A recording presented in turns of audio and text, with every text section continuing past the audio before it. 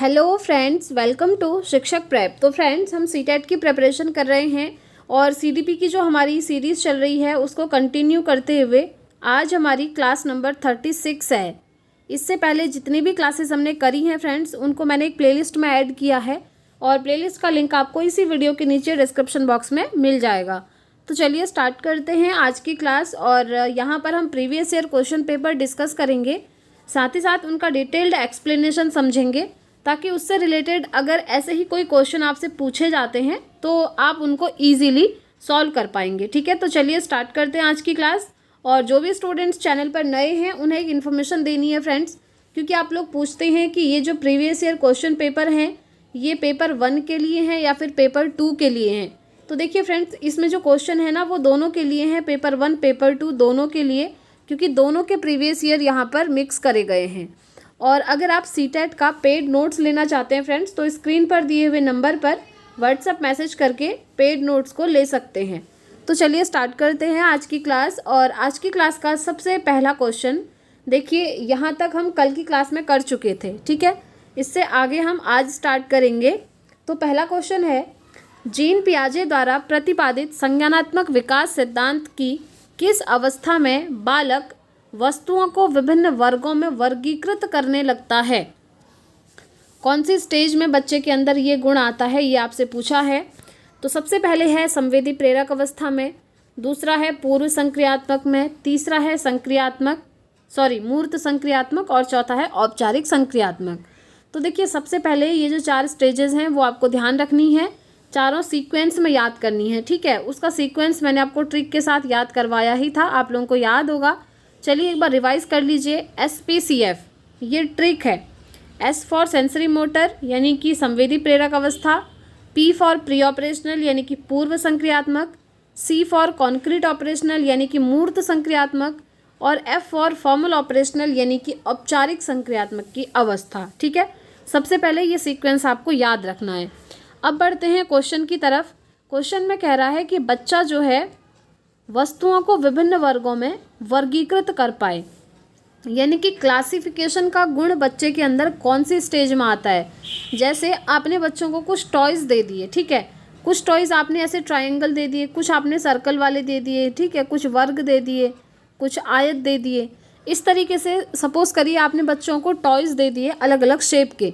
अगर आप बच्चे से कहेंगे कि इनको आप अलग अलग कैटेगरी में डिवाइड कर दो, तो बच्चा करने लगता है। जो ट्रायंगल वाले टॉयज़ होंगे उनको अलग इकट्ठा कर देगा, जो सर्कल वाले हैं उनको अलग से इकट्ठा कर देगा, जो इस तरीके से वर्ग वाले हैं उनको अलग से इकट्ठा करेगा, और जो आयत हैं उनको अलग से इकट्ठा कर देगा।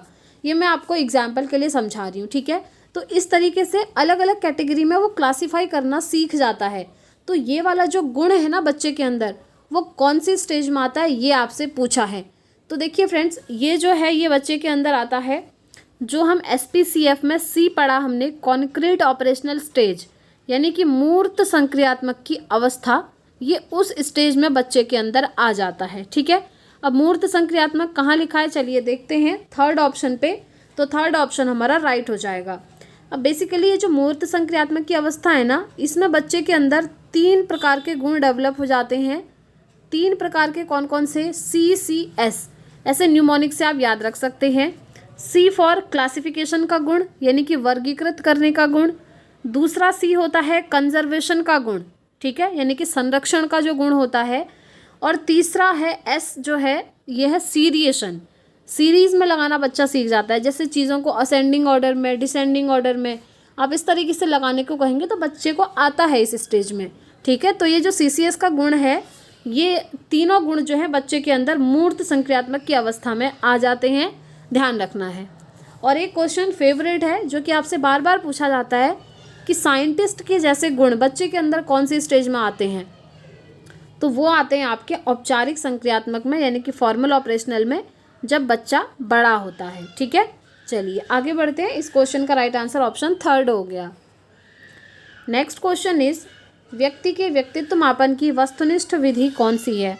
वस्तुनिष्ठ विधि पूछी है। पहला है अवलोकन विधि, दूसरा है निर्धारण मापनी, तीसरा है रचना तकनीक, और चौथा है अभिव्यक्ति तकनीक। तो देखिए इसका राइट आंसर क्या होगा, निर्धारण मापनी। ठीक है, मापनी जो होती है व्यक्तित्व मापन की वस्तुनिष्ठ विधि होती है। वस्तुनिष्ठ आप जानते ही हैं, जिसमें क्या होता है, जैसे आपके वस्तुनिष्ठ प्रश्न भी पूछे जाते हैं। जैसे किसी भी एग्जाम में 4 ऑप्शन दे देते हैं, बोलते जो सही है आप गोला भर दो या टिक कर दो, तो ये वस्तुनिष्ठ क्वेश्चन होते हैं। ठीक है, तो सेकंड ऑप्शन इसके लिए बेस्ट रहेगा, ये जो वस्तुनिष्ठ विधि है हमारी, इसको मापने के लिए। आगे बढ़ते हैं, नेक्स्ट क्वेश्चन, निम्नलिखित में से कौन सा विकल्प विद्यार्थियों के चिंतन को सुसाध्य नहीं करता है। कौन सा सुसाध्य नहीं करता है पूछा है। ठीक है, पहला है अधिगम के हस्तांतरण पर आधारित गतिविधियां देना। ये तो अच्छी बात है, तो पॉजिटिव चीज़ है, ये सुसाध्य करेगा, बट ये पूछ रहा है कि कौन सा नहीं करेगा। ठीक है, क्योंकि जहाँ भी बच्चा ज़्यादा से ज़्यादा गतिविधि करेगा, एक्टिविटी करेगा, ऑब्वियसली वहाँ पर वो चीज़ों को अच्छे से सीखेगा। नेक्स्ट है समझने के बजाय रटने की ओर लक्ष्य करना, तो यही यहाँ पर नेगेटिव है, ये गलत हो जाएगा और इस क्वेश्चन का राइट आंसर हो जाएगा, क्योंकि क्वेश्चन में कौन सा चिंतन को सुसाध्य नहीं करता है पूछा है। अब देखिए, अगर आप समझने की जगह रटने पर बच्चे के फोकस करेंगे तो ऑब्वियसली इससे चिंतन कौशल तो डेवलप होगा ही नहीं, है ना। क्योंकि आज आपने बच्चे को बोला कि कल आप ये 5 क्वेश्चन लर्न करके लाना, अगर नहीं करे तो आपको मार पड़ेगी, तो बच्चा घर जा करके रटने लगता है चीज़ों को। वो सिर्फ इसलिए रटता है ताकि उसे कल मार ना पड़े। तो इसीलिए ये जो रटना वर्ड आप देख रहे हैं, ये नेगेटिव होता है और ये कभी भी आपकी जो थॉट प्रोसेस है उसको कभी भी सुसाध्य नहीं करेगा। ठीक है, नेक्स्ट है स्वनियमन और चिंतनशील होने के अवसर देना, ये बिल्कुल सही है। नेक्स्ट है नई जानकारी को पूर्व ज्ञान से जोड़ना। देखिए, हम कहते हैं ना, जब कोई बच्चे को न्यू नॉलेज देनी है तो जो उसकी प्रीवियस नॉलेज है उसको जांचना चाहिए कि उससे रिलेटेड बच्चों को ऑलरेडी क्या क्या चीज़ें आती हैं, इसका पता लगाना चाहिए। और उसके बाद ये जो नई नॉलेज आप बच्चे को दे रहे हैं उसको पुराने ज्ञान से कनेक्ट करते हुए पढ़ाना चाहिए। तो इसीलिए ये भी यहाँ पर सही है। बस एक ही ऑप्शन यहाँ पर सही नहीं है, जहाँ पर रटने पर फोकस किया जा रहा है, तो यही हमारा राइट आंसर हो जाएगा। आगे बढ़ेंगे, नेक्स्ट क्वेश्चन, निम्न में से कौन सी बुद्धि के बहुप्रतिभा सिद्धांत की आलोचना है। आलोचना पूछी है। पहला है बुद्धि के विभिन्न कारक केवल संपूर्ण बुद्धि की विभिन्न प्रतिभाएं हैं। दूसरा है बुद्धि के विभिन्न कारक छात्र को अपनी क्षमताओं को खोजने में सहायता करते हैं। हाँ, ये वाला तो सही है। ठीक है, आलोचना की बात कर रहे हैं। नेक्स्ट है ये व्यावहारिक बुद्धि पर अधिक बल देता है और यह अनुभव आधारित प्रमाणों पर आधारित नहीं है। तो देखिए इसका राइट आंसर क्या होगा, कौन सी बुद्धि के बहुप्रतिभा सिद्धांत की आलोचना है। तो ये उसकी आलोचना है फ्रेंड्स, कि बुद्धि के विभिन्न कारक केवल संपूर्ण बुद्धि की विभिन्न प्रतिभाएं हैं, ऐसा नहीं होता है। ठीक है, क्या होता है ना कि बुद्धि अनेक प्रकार की होती है, आप जानते हैं, और हार्वर्ड गार्डनर भी कहते हैं कि बुद्धि अनेक प्रकार की होती हैं। तो वो केवल संपूर्ण बुद्धि की प्रतिभा नहीं होती है। यहाँ पर क्या होता है कि विभिन्न कारक छात्र को अपनी क्षमताओं को खोजने में सहायता करते हैं, क्योंकि हर किसी के अंदर अलग अलग एबिलिटी होती है। जो बुद्धि होती है ना, वो भी हर किसी के अंदर अलग अलग प्रकार की होती है। ठीक है, आपने गार्डनर की थ्योरी पढ़ी होगी जिसमें उन्होंने 8 प्रकार की बुद्धि की बात करी थी। तो इसीलिए यहाँ पर फर्स्ट ऑप्शन हमारा राइट हो जाता है, क्योंकि यही हमारी आलोचना है। नेक्स्ट है शिक्षकों को महिलाओं और पुरुषों की गैर परंपरावादी जेंडर भूमिकाओं पर चर्चा करनी चाहिए। चर्चा क्यों करनी चाहिए? पहला है जेंडर भूमिका में लचीलेपन को चुनौती मिलेगी इससे। दूसरा है जेंडर रूढ़िबद्धता को चुनौती मिलेगी। तीसरा है जेंडर पक्षपात को बढ़ावा मिलेगा। और चौथा है जेंडर भेदभाव को बढ़ावा मिलेगा। तो देखिए यहाँ पर बेसिकली ये जो क्वेश्चन है ना, आपका जेंडर वाले टॉपिक से पूछा हुआ है। आपने नोट्स में देखा होगा, सारी चीज़ें मैंने वहाँ पर मेंशन करी हैं। तो जो जेंडर वाला आपका चैप्टर है उससे रिलेटेड ये क्वेश्चन है। यहाँ पर बेसिकली आपसे पूछा है कि मेल और फीमेल में जो डिफरेंसेस किए जाते हैं, जो भेदभाव किए जाते हैं, उससे रिलेटेड क्वेश्चन है। अगर आपको दिख रहा है कि बहुत ज़्यादा भेदभाव हो रहा है तो उनकी भूमिकाओं पर आप चर्चा आप करेंगे, ऑब्वियसली करेंगे। आप बच्चों को बताएंगे कि मेल और फीमेल में सिर्फ पर्सन का अंतर होता है, बाकी काम सब सेम होते हैं। ऐसा नहीं होता कि लड़कियां किचन संभालेंगी, लड़के बाहर संभालेंगे। ये सब समाज ने बनाया है। ये चीज़ें एज अ टीचर आप बच्चों को सिखाएंगे, सीधी सी चीज़ है। तो ये जो आप बच्चों को बताएंगे, ये बताने का रीज़न क्या होगा, आप क्या करना चाहेंगे वो बताते हुए? तो आप ये करना चाहेंगे कि जेंडर रूढ़िबद्धता को चुनौती देंगे। ठीक है, ये जो रूढ़िबद्धताएं तो होती हैं, जो लड़के लड़कियों में भेदभाव किया जाता है, पक्षपात किया जाता है, ये जेंडर बायसनेस ही होता है, जेंडर रूढ़िबद्धता ही होती है। जो पुराने ज़माने से चली आ रही है, जो मेल और फीमेल के कामों को सेपरेट कर देता है। तो उस चीज़ को चुनौती देने के लिए आप क्या करेंगे, ये जो इनकी भूमिकाएं हैं उन पर चर्चा करेंगे। ठीक है, तो सेकंड ऑप्शन इसका राइट हो जाएगा। आगे बढ़ेंगे, नेक्स्ट क्वेश्चन। कैनन बार्ड के सिद्धांत के अनुसार पहला है संवेगों की उत्पत्ति में थैलेमस केंद्रीय भूमिका निभाता है। दूसरा है संवेग सेरिबेलम द्वारा क्रियान्वित होने चाहिए। तीसरा है संवेग उत्पन्न करने के लिए ऑक्सीपिटल और पैराइटल लोबस में एक साथ गतिविधियां होती हैं। और चौथा है सहानुभूतिक और सहानुकंपी स्नायु तंत्र सामंजस्य में काम करते हैं। तो इनके अनुसार कौन सा कथन सही है? तो देखिए, ये जो थैलेमस है ना, इसकी बात ये करते हैं कि संवेगों की उत्पत्ति में थैलेमस केंद्रीय भूमिका निभाता है, तो इसीलिए यही हमारा यहाँ पर राइट आंसर होगा और ये चीज़ आपको याद रखनी है। ठीक है, चलिए आगे बढ़ते हैं। नेक्स्ट क्वेश्चन, उद्दीपक अभिप्रेरक की यहाँ पर बात हुई है। उद्दीपक अभिप्रेरक सीखी गई आवश्यकताएं होती हैं, जैसे ताकत या उपलब्धि की आवश्यकताएं, आपको सही चूज़ करना है। ठीक है, दूसरा है उद्दीपक अभिप्रेरक जो होते हैं स्वाभाविक होते हैं लेकिन उत्तरजीविता के लिए ज़रूरी नहीं होते हैं। दूसरा है स्वाभाविक नहीं होते। देखिए, वैसे तो ये स्वाभाविक होते हैं, तो जहाँ पर लिखा है स्वाभाविक नहीं होते हैं ना, तो इनको आप कट कर दीजिए, उद्दीपक अभिप्रेरक। ठीक है, ये सीखी गई आवश्यकताएं होती हैं कह रहा है, जो ताकत और उपलब्धि की आवश्यकताएं, ऐसा नहीं है। ये कह रहा है स्वाभाविक नहीं होते हैं, तो ऐसा नहीं है, ये स्वाभाविक होते हैं, स्वाभाविक और उत्तरजीविता के लिए ज़रूरी होते हैं। ये यहाँ पर सही हो जाएगा। जो आपके उद्दीपक अभिप्रेरक हैं वो स्वाभाविक भी होते हैं और उत्तरजीविता के लिए ज़रूरी भी होते हैं, तो इसीलिए fourth option will be the right answer. आगे बढ़ेंगे, next question. Stanford beneath intelligence scale, आपने सुना होगा इंटेलिजेंस स्केल के बारे में, तो स्टैनफोर्ड बिनेट इंटेलिजेंस स्केल से रिलेटेड क्वेश्चन है। विशेष तौर पर वयस्कों के बुद्धि परीक्षण के लिए डिज़ाइन किया गया था। दूसरा है प्रदर्शन बुद्धि और वाचिक बुद्धि के अंक अलग अलग बताता है। तीसरा है सांस्कृतिक तौर पर निष्पक्ष होता है, जिसमें इस संस्कृति के बच्चों की तरह विभिन्न संस्कृतियों के बच्चे अच्छा करते हैं। तीसरा है ये मानता है कि उम्र के साथ बौद्धिक क्षमता बढ़ती है। तो देखिए, ये जो बेसिकली इंटेलिजेंस स्केल है ना, ये बुद्धि परीक्षण के लिए बनाया गया था। ठीक है, ध्यान रखना है, ये बुद्धि परीक्षण के लिए बनाया था, मेंटल टेस्ट के लिए ये बनाया गया था। इसीलिए हम कहेंगे कि ये विशेष तौर पर वयस्कों के बुद्धि परीक्षण के लिए डिज़ाइन किया गया था। तो बस फर्स्ट ऑप्शन हमारा राइट हो जाएगा। बाकी ये जो आपका बुद्धि लब्धि आता है, एक टॉपिक आपने पढ़ा भी होगा, बहुत ज़्यादा इंपॉर्टेंट और फेवरेट क्वेश्चन है सीटेट का, वो मैं आपको बता देती हूँ। और इससे पहले भी शायद मैंने आपको एक बार बताया हुआ है। ये बुद्धि लब्धि को हम IQ कहते हैं। ठीक है, इंटेलिजेंस कोशेंट। तो इससे रिलेटेड एक फॉर्मूला आता है, IQ बराबर MA/CA × 100। ये बस आपको फॉर्मूला याद रखना है, क्योंकि कभी कभी क्या होता है ना, डिजिट दे देता है, दे देगा एक बच्चे की मेंटल एज इतनी है और क्रोनोलॉजिकल एज इतनी है, तो बताइए इनका IQ का क्या होगा। तो बस MA और CA की वैल्यू आपको दी है, तो आप इस फॉर्मूले में रख देंगे और फॉर्मूले में जैसे ही रखेंगे IQ निकल करके आ जाएगा, है ना। तो आपको बस ये फॉर्मूला याद रखना है। अब इसमें MA क्या होता है, मेंटल एज, और CA होता है क्रोनोलॉजिकल एज। मेंटल एज यानी कि जो मानसिक आयु होती है, और क्रोनोलॉजिकल एज यानी कि वास्तविक आयु। ठीक है, ये फॉर्मूला आपको ध्यान रखना है। आगे बढ़ेंगे, नेक्स्ट क्वेश्चन। परीक्षा की चिंता और असफलता का डर। ठीक है, पहला है सीखने पर कोई प्रभाव नहीं डालते।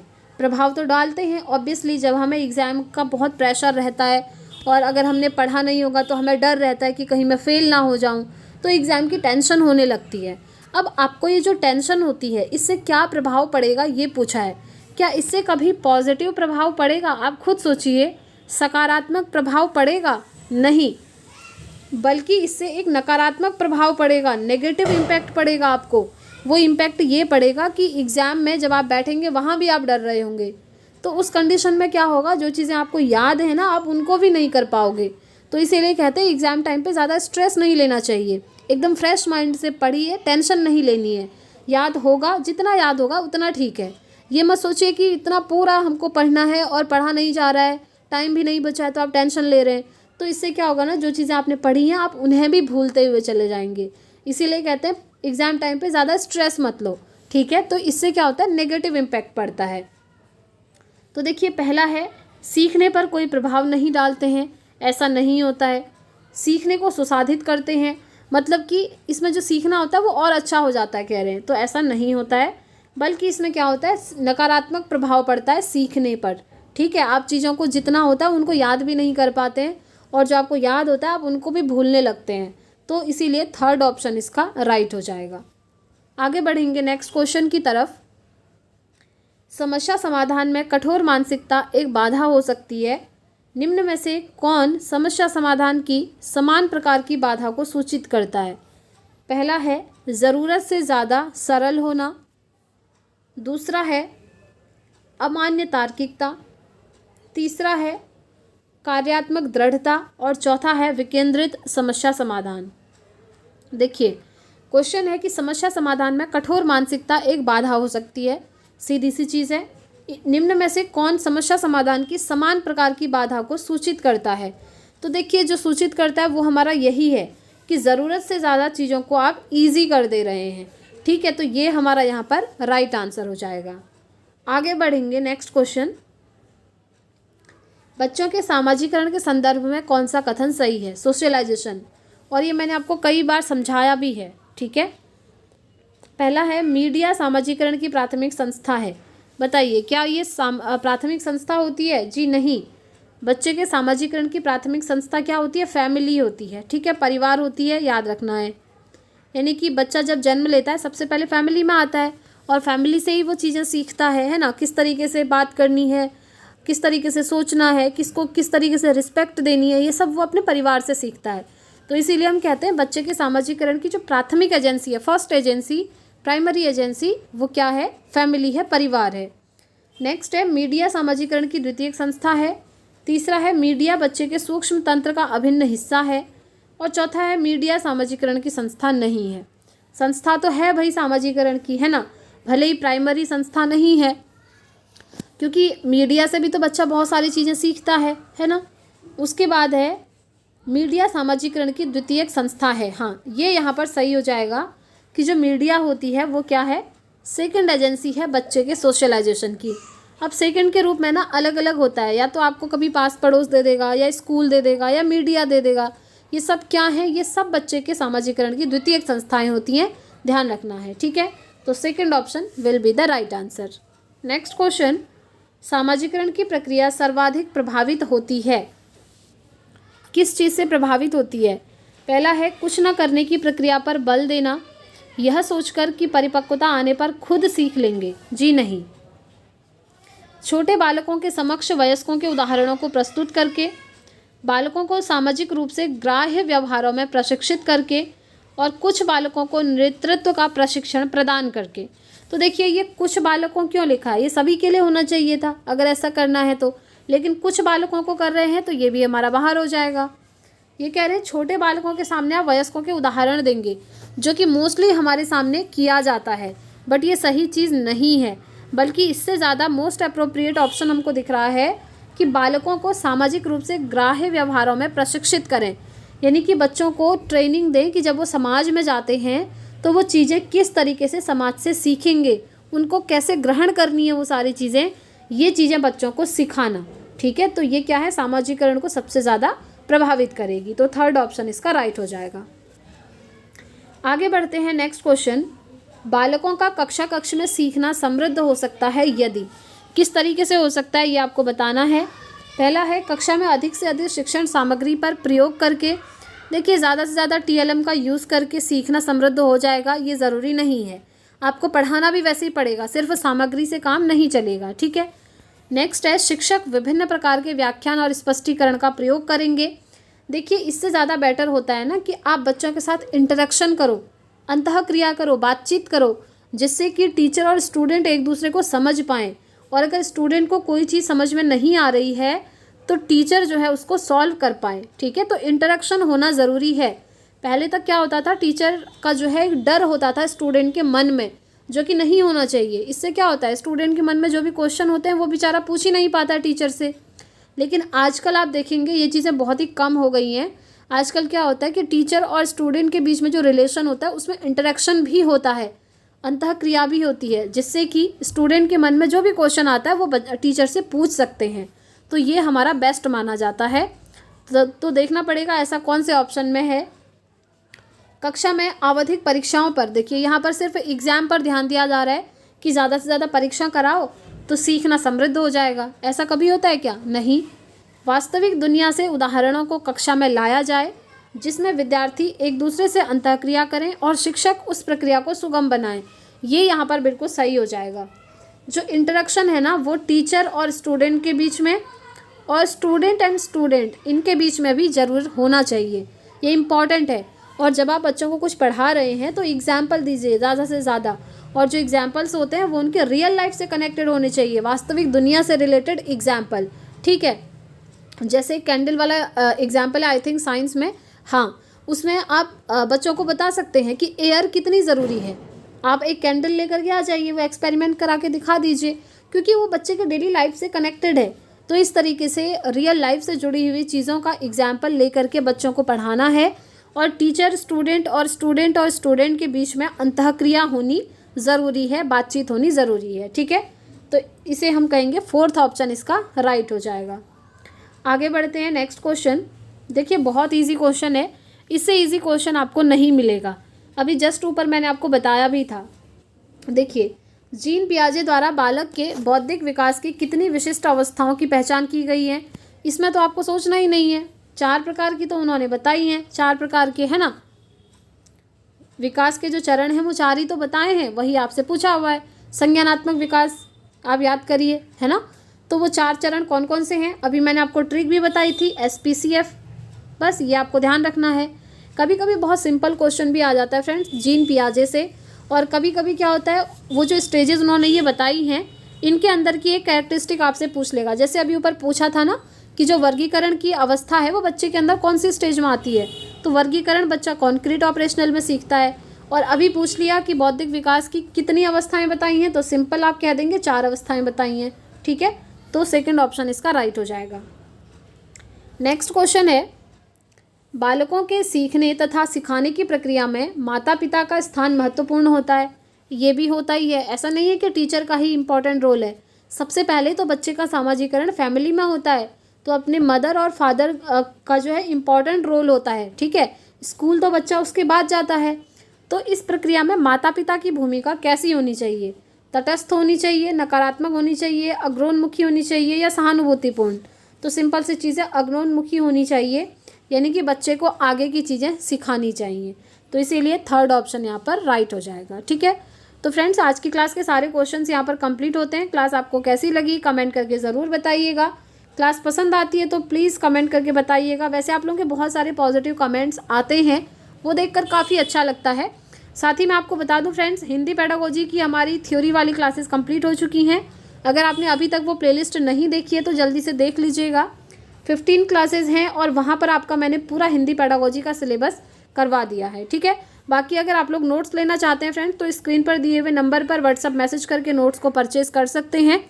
और अगर कोई भी क्वेरी है तो आप कमेंट बॉक्स में पूछ सकते हैं। साथ ही आप हमें टेलीग्राम और व्हाट्सएप पर भी फॉलो कर सकते हैं। लिंक आपको सभी का इसी वीडियो के नीचे डिस्क्रिप्शन बॉक्स में मिल जाएगा। तो चलिए इस वीडियो में इतना ही रखते हैं फ्रेंड्स, मिलते हैं नेक्स्ट वीडियो में। Thanks for watching.